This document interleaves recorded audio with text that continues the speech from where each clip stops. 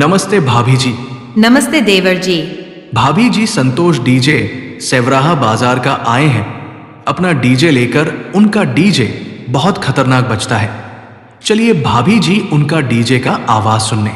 हाँ देवर जी, चलिए उनका डीजे पर डांस करते हैं।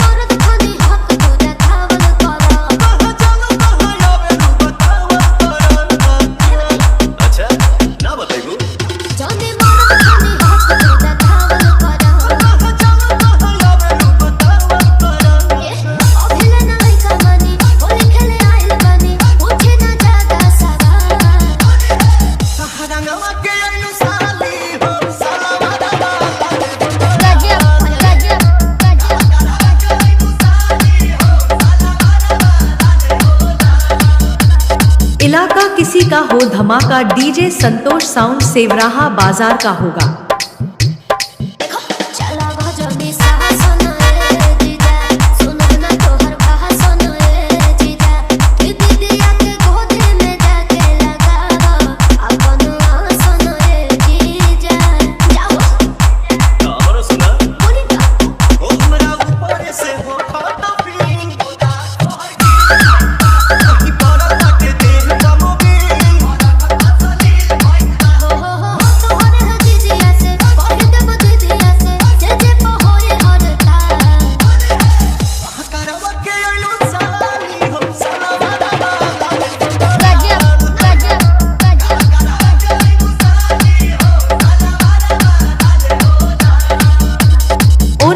Power bass DJ Santosh sound Sevraha बाजार। डीजे बुकिंग करने के लिए संपर्क करें।